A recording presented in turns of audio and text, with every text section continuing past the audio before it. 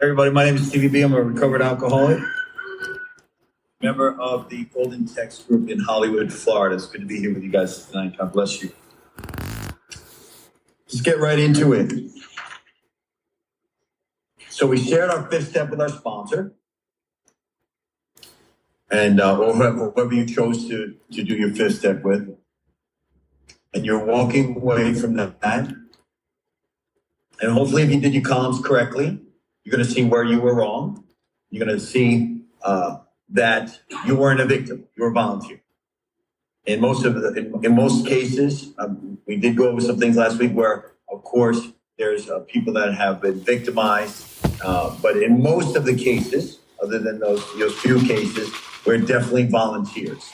So we get to the fourth column, and we realize we have the question saying, were we selfish? Were we dishonest? And we go through those. Were we fearful? And most of them were yes.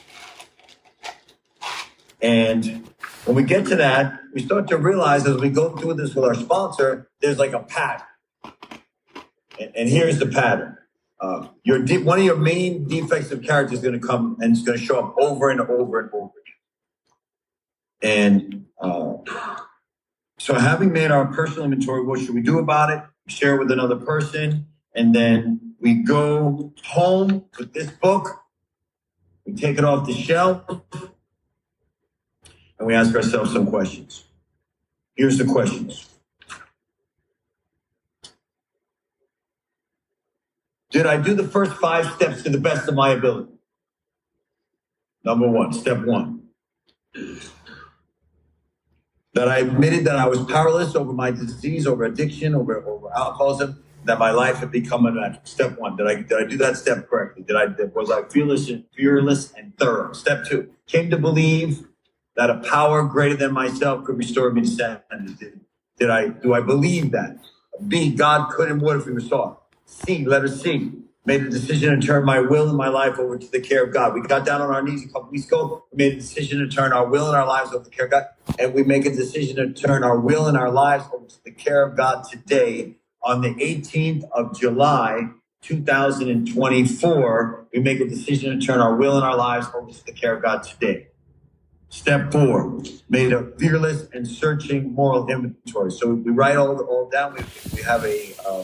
We have a blueprint on page 64 and 65 where it went over. It says, I was resentful at Mr. Brown. Why? Because Mr. Brown looked at my wife. All that kind of stuff. He paid attention to my wife. And that's the 4th step. Then the 5th step, we go and share with the sponsor. And here's the 6th step. Ready for the 6th step? The 6th step separates the men from the boys and the women from the girls. That's the 6th step. The 6th step is basically the 6th and 7th step is basically the entire program. Why is it basically the entire program? Because if you live in your defects, you're not recovering. Doesn't matter if you're sober. Sober is not the yardstick that we use for happy, joyous, and free life. Okay, I was sober when I was 12, and I was miserable. I gave a kid a gun, and I said, "Shoot at me." So that I was already miserable at 12. I was kind of miserable. I was miserable a lot, to be honest with you. I was fighting all the time and fighting people and having situations and lying and stealing from my school. And I didn't like studying. I didn't like memorization. I did a lot of cheating. I see some other cheaters in here. Frankie's here. I was definitely a cheater. I put a lot of effort into cheating. I don't know if anybody was a cheater here. I was an amazing innovator of some of the cheating practices on Long Island, New York. I came up with, I was cutting edge. Before computers, I was cutting edge. And so I was kind of resentful. I was resentful that I didn't have big brothers. I told you that story. I made up a story that I had a big brother. He played professional football. I made that story up because we had the same last name. And I was kind of like had a chip on my shoulder. My whole life, I've been like two people. I'm the guy that sticks up for the underdog, and I'm really like I stick up for anyone that's being bullied, and then I'm also the one that's doing the bullying. So I like having both people living inside me. I don't know if you can relate to that. So I have bipolarism, which really means that I'm double-minded, which really means I have alcoholism. It's like kind of like one syndrome. I don't think they have an actual name for it except alcoholism. And the only thing that is going to cure that is not sober. Sober is not going to cure my alcoholism. As a matter of fact, hey, what's up, Stevie? Matter of fact, alcoholism is a direct result of me not having alcohol in me. If I have one drink in me, you'd be like, wow, that's a good guy right there. It's a very, very generous person. It's a very happy person. Guy's eyes are totally straight. If I have one drink in me, I'm like an amazing guy. It's after the one drink that you really don't know what you're going to get. You know, you don't know if I'm going to wind up in Chicago or Sistrunk or Opelika or in your house. It's really better if I don't drink. So like some of the people online, there's a guy, Nick Balducci, that's online here tonight. That's another guy that really should not drink. So I have alcoholism. The only thing that's going to cure my alcoholism and bring me to happy, joyous, and free is God. Okay, there is one that has all power. That one is God, and may you find Him now. That's the whole answer to the entire program. Now, how do we get to God? Is the 12 steps. Well, a way to get to God is the 12 steps. I'm not saying how we get to God is the 12 steps, but God looked down in heaven during the 1920s, and we had already tried our best in the 1920s to figure out the alcohol problem. So we made alcohol illegal. We're like, that's definitely going to help it. And if you know anything about the 20s, they call it the Roaring 20s, where alcohol was illegal. That wouldn't have helped this crowd if alcohol was illegal. Like, look it up with this crowd. If I said, listen, Stevie, alcohol is illegal, and you'd be like, oh, okay, I won't drink anymore. No. We started building basements. People like us started building basements. Okay, what do they call those basements, Miss Jackie? The basements where they had the liquor. They call it speakeasies, right? Because that's where alcoholics hang out, speakeasy. We're behind doors. We're in basements. We're underneath cupboards. No, we're not just going to say no to alcohol because they made it illegal. When you make alcohol legal for an alcoholic, that just makes it sexy for us. We just need to become innovators right there. We built tunnels at that point. We start getting our bathtubs filled with alcohol called bathtub gym. We work it out. Okay, so that wasn't the answer. So God looked down and prohibition didn't work. That was a bunch of Christian people, but a bunch of Christian women actually got together, went to the White House and said, listen, our husbands are not going to church. Alcohol is evil. And they spoke to the first lady, and the first lady went to the president. She was married to him, and she said, sounds like alcohol is illegal. That's the problem. The president made the alcohol illegal. That didn't fix the problem.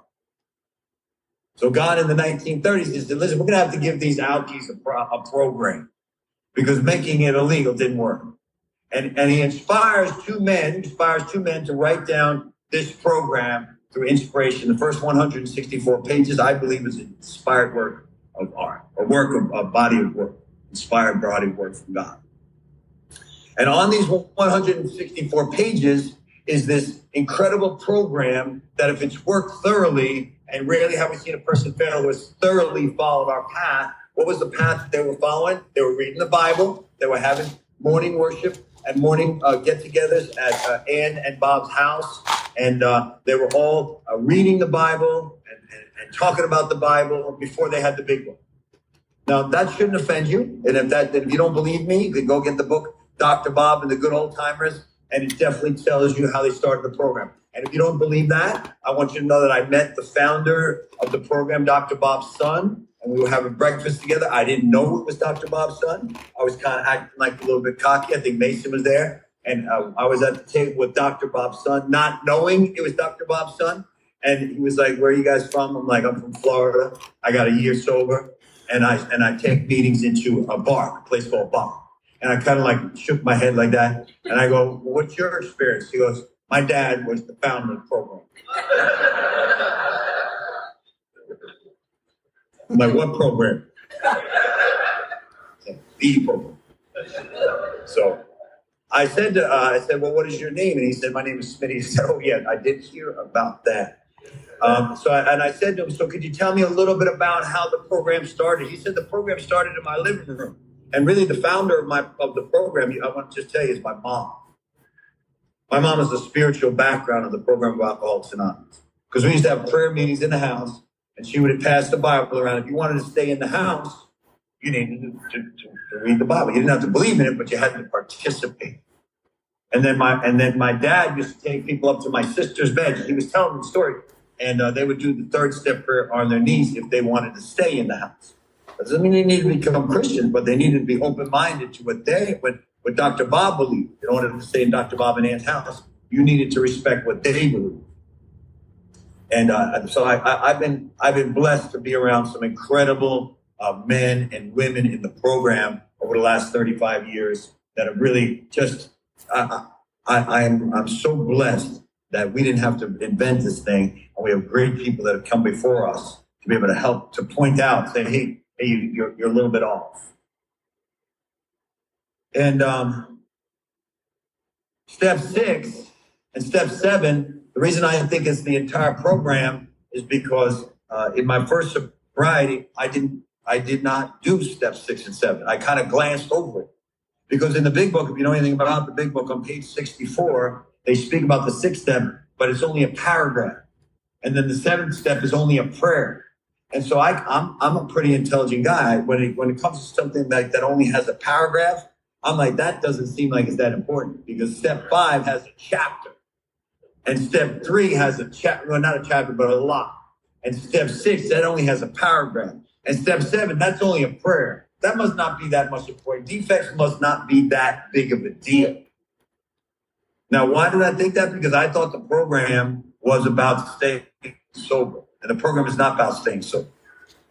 Only the first half of the 12 steps, first half of the first step has anything to do with the word alcohol. The rest, 11 and a half other steps, have to do with your relationship with God. Now, here's the good news. If you develop a relationship with God, you're going to be sober.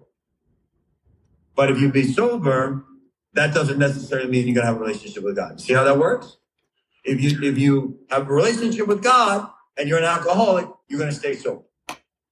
Because he's given us these 12 steps. So let me go back to where I think God. So God gives us these 12 steps. Then all of a sudden we start we go from step 1 to step 12 instantaneously. How did that work? We admitted we were powerless over alcohol, and then Dr. Bob got together with Bill W., and they started talking to each other, and they realized, like, right away, if they went and talked and brought this information to an alcoholic number 3, Bill Dotson, but they didn't know it was Bill Dotson, they just knew they needed to get an alcoholic, they needed to find an alcoholic, so they called around, and they found out where there was an alcoholic, and they went to that alcoholic, and they sat at the edge of that alcoholic's bed, and they told him about God.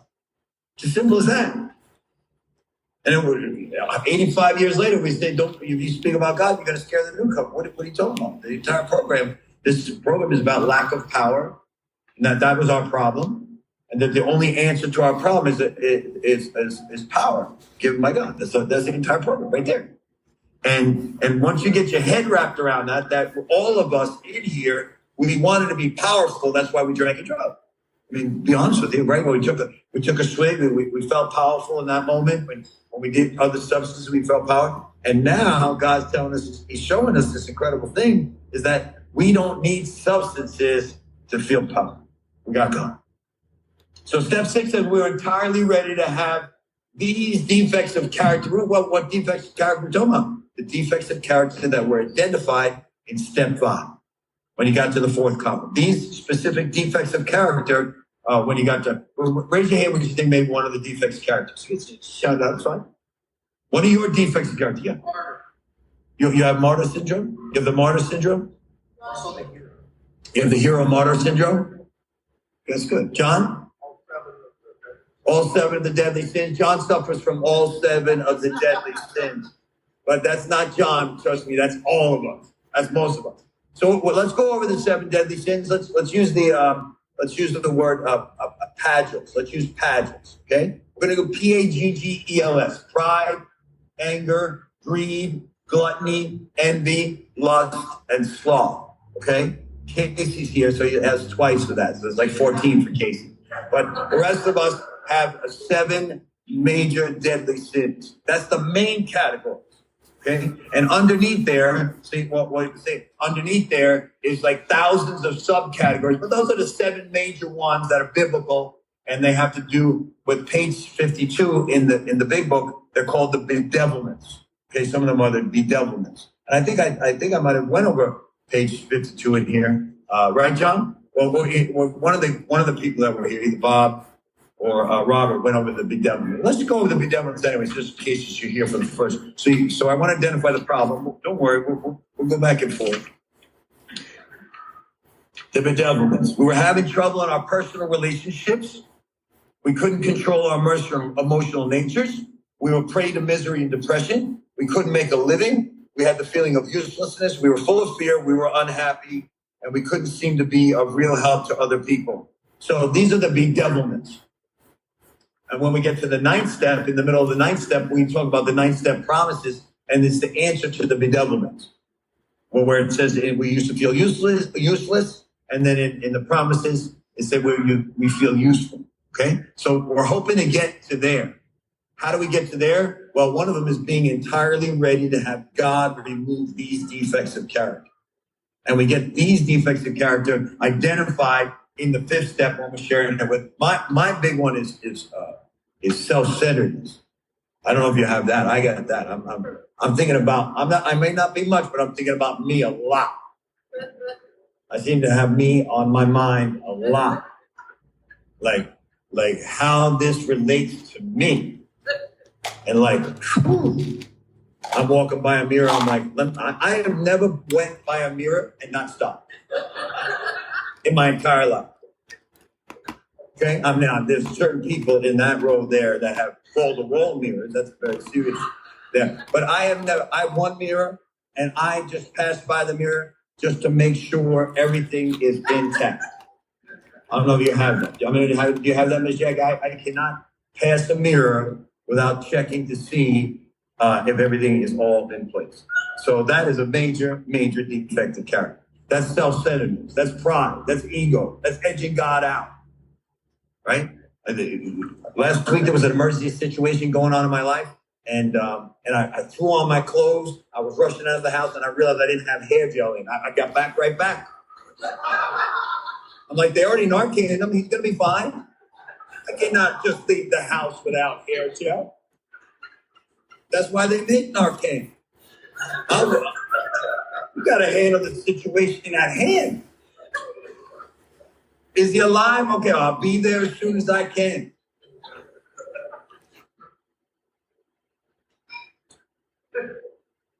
And knowing that we're still broken and damaged of people, we have to be entirely ready to have God remove that. This is what I want you to know. If you're not ready to have God remove these defects of character, they are going to be removed one way or another. In my first, I wouldn't even say recovery. I was about to say recovery, but it wasn't even recovery. In my first stint of sobriety, which was 7 years, I was not willing to let go most of my defects of character because I thought they were character assets. I thought all these things that are obviously character defects, I thought they were character assets. Being a tough guy and all this kind of stuff. I thought this stuff that served me. But what that was just getting in the relationship with God. And God is not jealous of you. God is jealous for you, which is what that means. He wants to have a relationship with you. And if money gets in the way of that, and you're a true believer and you're a true person that's a God follower, God would much rather you be poor than for you to not have a relationship. And if you're all about your body and all about your working out and all about everything, and you don't have time for God, well, he would much rather you be hurt. Not that he causes it, then you're not spend time. So here's the thing.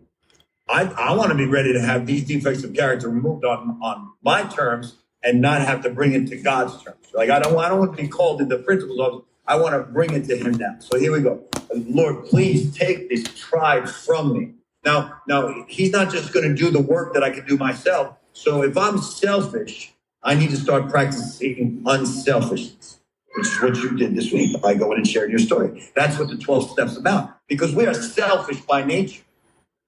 Hey, can you take a meeting into this across town after you've worked all day? Well, what's in it for me? What's in it for you is unselfishness. The payback for you is if you do things that are contrary to your defective character, what you get paid back is your assets. You want to be unselfish, you got to do unselfish acts. You want to walk around with grace and dignity, you got to act with grace and dignity. You feel like dishonesty is a big one for you? Well, you have to practice honesty. If you're a person that is not thinking about your parents and not thinking about your friends, then you need to start calling your friends and your parents, even if you don't want to. You're a person that feels like you don't have to clean up the room at the end of the meeting. Well, you go clean up the room at the end of the meeting. You're a person that doesn't feel like you need to put $2 in the basket. Make sure you put 5 in there. Because what you want to do is you want to start practicing your character assets, and God will remove from you your character defects. People sometimes think that character defects are removed by osmosis, like you just have to sit in a chair and up to your ass, so the defects go away. But that's not how it works.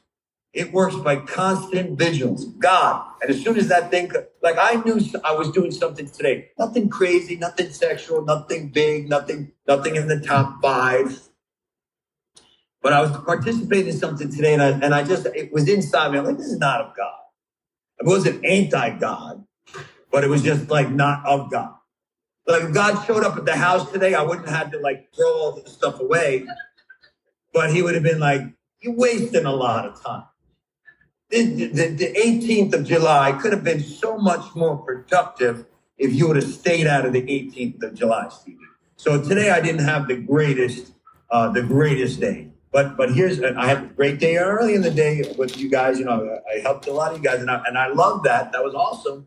But then after that, I kind of like the car kind of like stalled. Here's the good news. Now I see that some of my defects of character are people pleasing. I didn't know I had people pleasing because when I first came in the program, I wasn't a people pleaser. I didn't really care what you thought of me. No. I cared what you thought of me, but I didn't really care what you thought of me. It was like, go screw yourself, but I wonder if they don't think I'm nice. Yeah, like I had a war going on. Now I realize what I really have is some people-pleasing stuff. And so I really have to work. How do you work against people-pleasing stuff? You change that, you flip that to God-pleasing stuff. When you start operating in God's way and you start seeing what God wants from you, then you're going to stop worrying about what man wants. Because I got to tell you, every single friend I've ever had, and don't get upset, Mason, don't get upset, anybody here. Every single friend I have ever had in my life has let me down. Every one. Every friend I've ever had has let me down. And I've let every one of my friends down. I'm in the same category as my friends. They're like, you know what, Steve, you let me down a bunch. I know. So you have to go over your friends. You got to go straight to God. God has never let us down. He's always for us, never against us. He has plans to prosper us, not to harm us. He's in this meeting tonight. He made this a meeting come out tonight. You're in here tonight. You got here tonight by the grace of God. And when you know that, then you'll start operating in a different way. Like I knew tonight when I was running Lake Gloria that there's something because we left on time, right? But somehow we went some wrong way. That's very easy to get here from Hollywood, but somehow we went all the way around and got late. But on the way here, I realized at the last minute that God was probably protecting us from something. Because it didn't make any sense the way we went. And even Mason said, this does not look right. I go, it does not look right. But there was something that possibly could have been on that way where God was saying to, you know what, it's more important for you to go this way than what was going to happen. There's a verse, well, let me just stay here. So, entirely ready to have God remove these defects of character. And these defects of character will really get in your way if you're not ready to have them removed. But I want you to know this is not a step where you can be practicing denial. This is a step where you need to be anticipating and encouraging your sponsor and the people in your home group to speak into your life. You can't be one of these thin. I have some people in my life, not you, Meg, that are very thin skinned. Like no matter what you tell them, they're offended. I got some guys that I sponsor that are sober like over 2 decades, but they don't understand that wisdom comes in correction, and only fools don't like correction.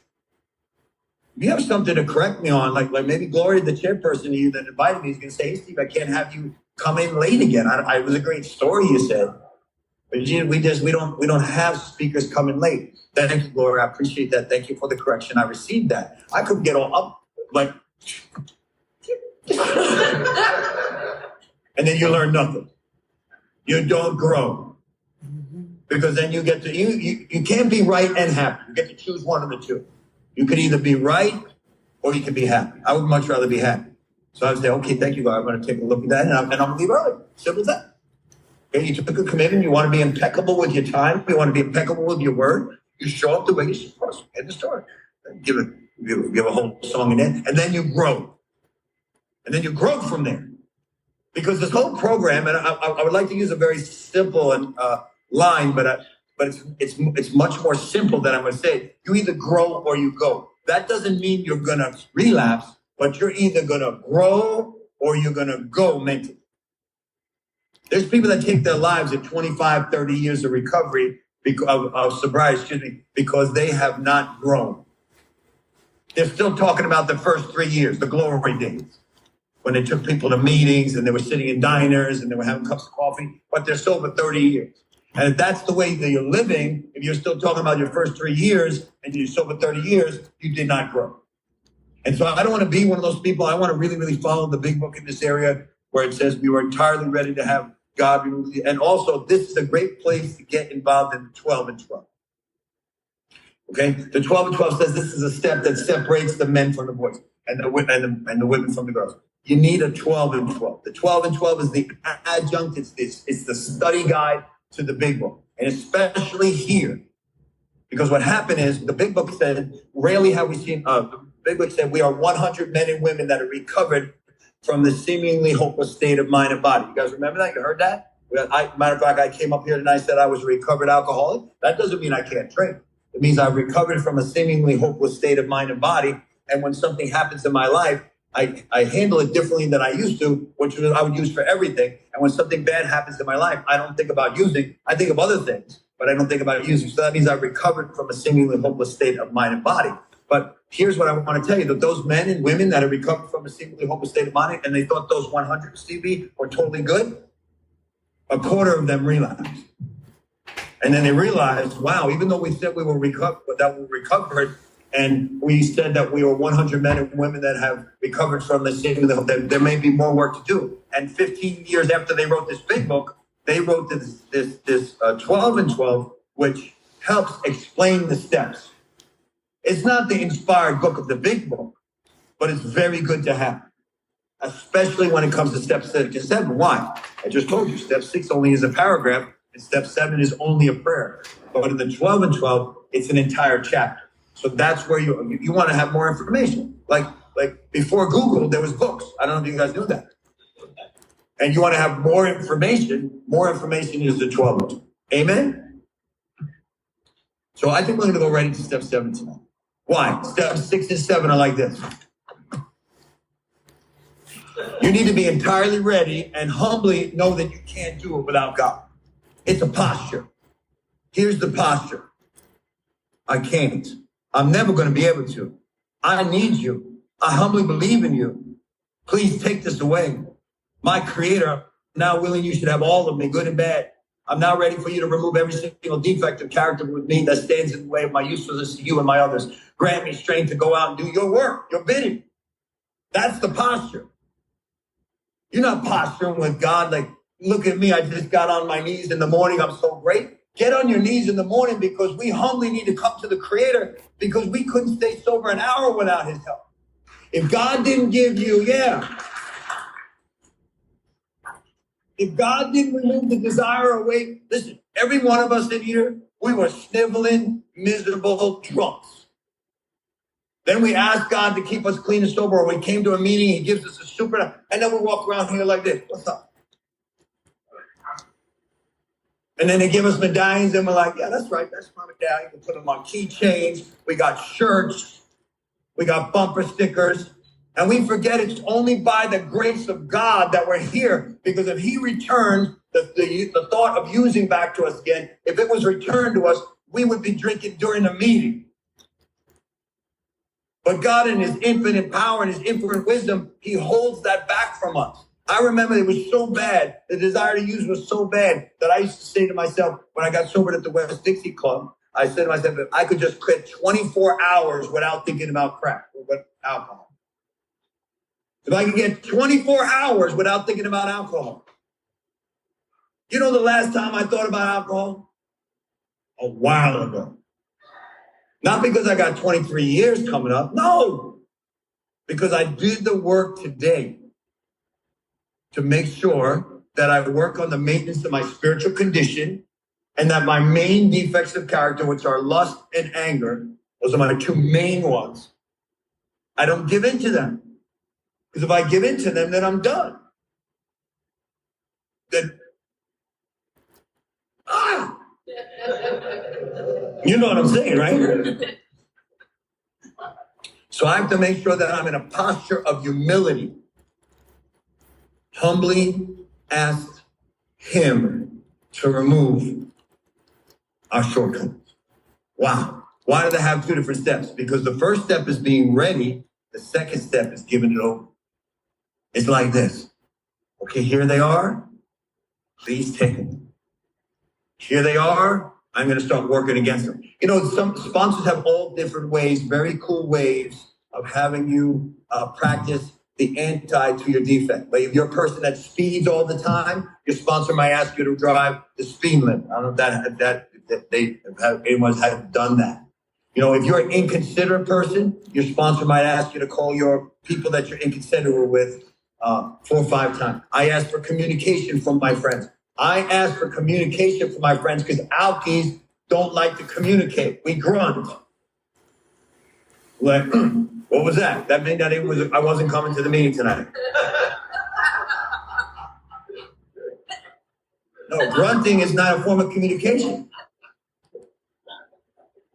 You're not coming to the meeting tonight. You made a commitment to go to the meeting. You need to pick up the phone or I guess you could text them and say, I'm not coming to the meeting. If you don't want to give a reason, that's fine. But you need to communicate. If you made a commitment and you're trying to be impeccable with your word, you just don't not show up because that's what alkies do. Active alkies just don't show up. If you're a recovering alcoholic, you show up or you at least have good communication of why you didn't. So you need to start practicing principles in all your affairs. And when you start practicing the principles on all affairs, you look back and you go, wow, I was very considerate this week. Not because you're a considerate person, because you are practicing consideration. One of the reasons we take commitments is because we're selfish. We don't want to take commitments. How much does it pay? No, we take commitments because it fights against our normal condition of selfishness. I asked one of my friends in here this week to go to a meeting all the way across town after he worked all day to speak to 6 people, and he did it. Why? Because we cannot keep what we have. And I know you've heard the saying, so you're going to be like, oh, that's just a saying, but I want you to know this is true. We cannot keep what we have unless we freely give it to another person because we're selfish by nature and selfish people drink. You understand what I'm saying? And for us to drink is what? To die. And when I say drink, for all you junkies in here, I mean use any type of substance that affects you from the neck up. We use the word alcohol because we're in Alcoholics Anonymous, but we are in Cocaine Anonymous, we use cocaine. If we are in Narcotics Anonymous, we talk about narcotics. If we are in DAA, we talk about a whole bunch of stuff. Okay? Which is Drug Addicts Anonymous that uses the big book of alcohol. So before I get too far off to the left and the right, I want to read this prayer to you in step 7. By the way, I write down our defects of character in step 6. Selfishness, self-centeredness, all these defects of character. It's not necessarily that lust is going to be one of your big ones. Lust is one of my big ones. I always need to know that lust is waiting around the corner to catch me off guard. Lust is waiting for me to say, I don't have it. And I'm not talking about lust for women is the only lust. I'm talking about lust for everything. Like there was a Ferrari that came by the other day. I didn't even know it was a Ferrari, and I got one eye. My whole face went like this.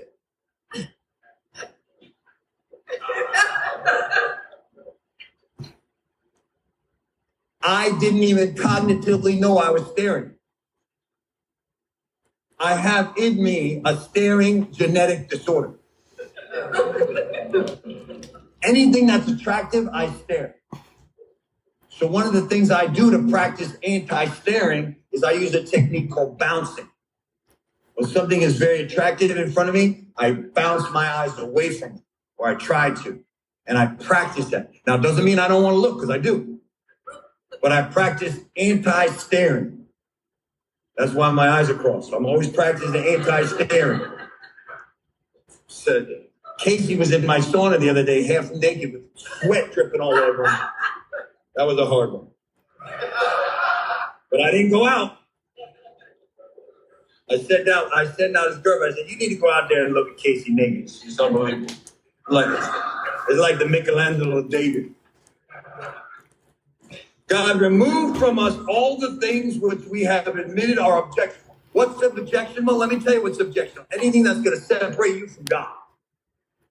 People say, well, I'm a recovering addict. I'm a recovering alcoholic. Can I gamble? Talk to God. Don't talk to me. People, because I'm a pastor, people always call me with their sin questions. And most of them start like this. Can I? I mean, don't ask me, can you? I'll let you do anything. Don't go by my yardstick. Can I? Hold on. Let's see what the big book says about can you. Let's see what whatever you call me about. Let's go check a higher source. We don't want to go to my moral envelope. I'm like, sure you can. Absolutely. And send me the number. We want to go to God. And so so I just want to give you an example. Do I do scratch-offs? No. Do I go to a casino? No. Do I gamble? No. Because between me and God, it's not from me. One time I got involved with Bo in some type of thing. And he said it wasn't gambling. It really wasn't gambling. But if you put in so much money, you're supposed to get so much money out. It kind of sounded sexy. And so I go, is this legal? He goes, yeah, it is legal. And he goes, I'm making money every week. But I don't think you should do it. The moment he said I shouldn't do it, I'm like, well, how do you get in it?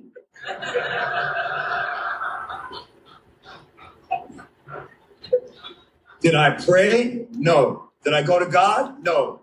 Did I see biblically that in the Bible, anything that you have not earned is not yours and it will not be blessed by God? No, I didn't go there. I'm like, Bo's doing it. He's a godly guy. He's got good arms. It should work out.